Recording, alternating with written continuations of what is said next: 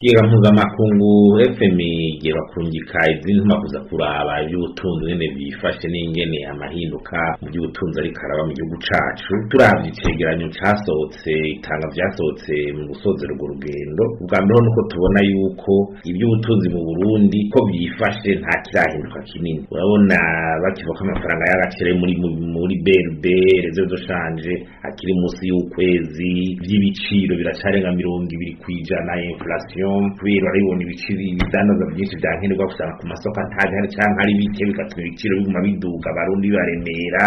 Hari ubutandukane hagati y'agaciro k'ifaranga y'agaciro kw'isoko yo mu mabanki n'isoko yo ku ruhande kaguma kiyongera, ivy'amadeni y'igihugu aguma ari menshi, n'ingene umwimbu yongera baravuga ko habaye 2% ku mwaka wa 2023, ariko uravye muri aka karere ibindi bihugu usanga umwimbu wiyongereye byose kurenga 6, 7, 8%. Uburundi ntiburigira bugwiza umwimbu neza wotuma buca bukura ikinogo byishizemwo kubera ingorane zagiye ziraba za politike zari zarabuzingamitse. Nibaza yuko ibi FMI ziraza gusaba taboro twobigira ivyacu byose, mbona ko amareforme dukwiye kugira, amahinduka dukwiye kugira, naho FMI tuyatubaza twenyene turabura ico dukeneye, aho tugwaye ubu turahabona. Nibaza rero ko leta yofata ingamba ikibazo c'amadovize, leta yofata ingamba zose, ingingo zituma yorohereza aboshorera ibintu hanze, amadovize akinjira bakayashira mu mabanki y'ubudandaje, amadovize akabagwaba bayinjije bashore ibintu hanze bakayakoresha